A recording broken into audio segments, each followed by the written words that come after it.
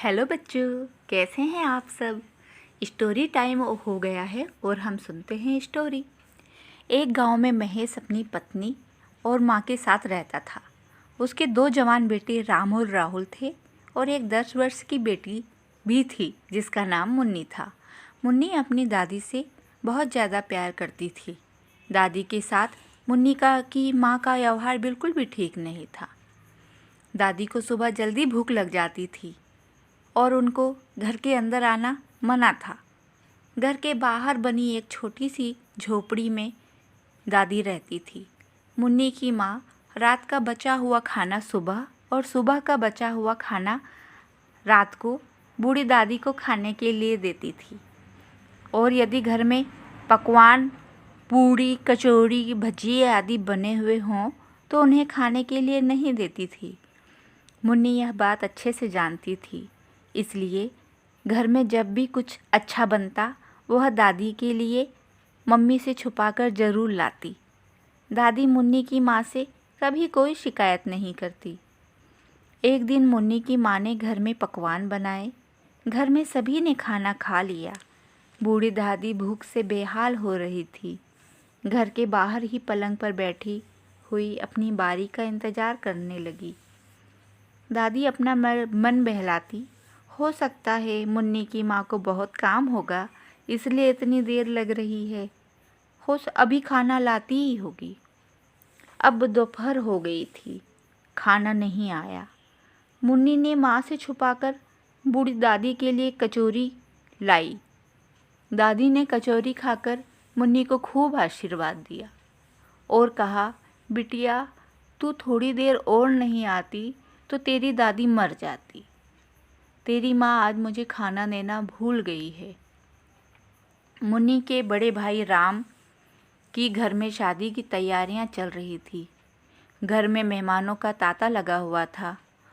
हर दिन कोई न कोई आ ही रहा था। रोज़ नई नई मिठाइयाँ, खाने के लिए अच्छे अच्छे पकवान बनाए जा रहे थे, लेकिन बूढ़ी दादी को कुछ नहीं मिलता। वह तरस तरस के रह जाती, क्योंकि मुन्नी की माँ ने उनको घर के बाहर ही रखा हुआ था। उनको हिदायत दी थी कि जब तक शादी का काम निपट नहीं जाता वह घर के अंदर नहीं आएंगी,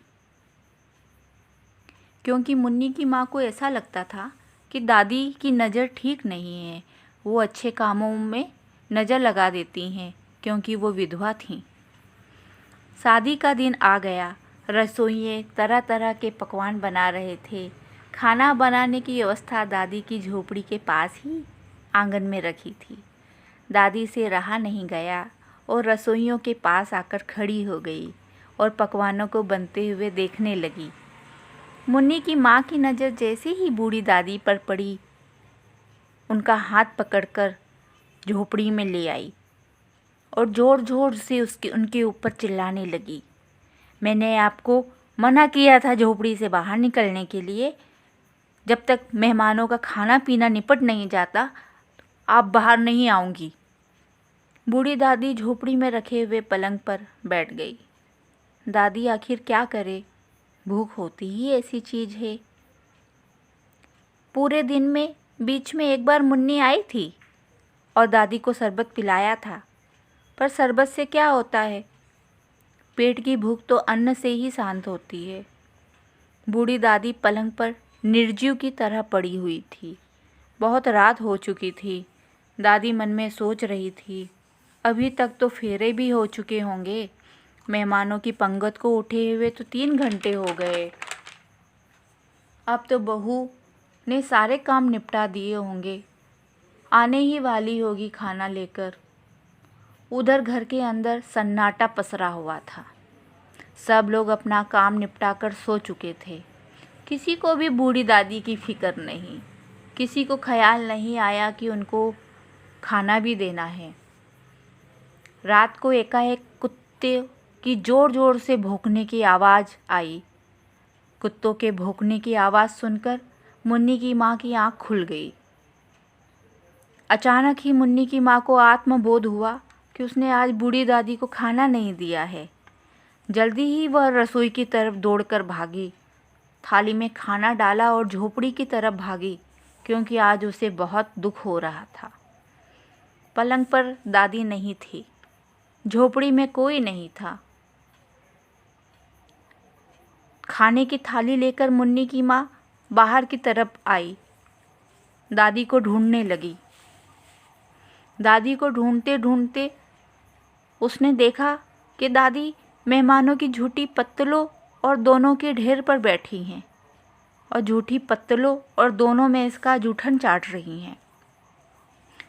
दादी को पत्तलों और दोनों के ढेर पर बैठे देख मुन्नी की माँ पश्चाताप से भर उठी और उसे अपनी गलती पर बहुत शर्मिंदगी थी।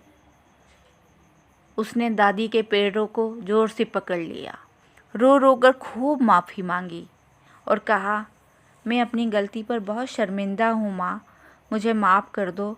मैं आपके साथ ऐसा व्यवहार फिर कभी नहीं करूँगी। मैं अपने इस काम पर बहुत पश्चाताप है मुझे। आप मुझे माफ़ कर दो, नहीं तो ईश्वर भी मुझे माफ़ नहीं करेंगे।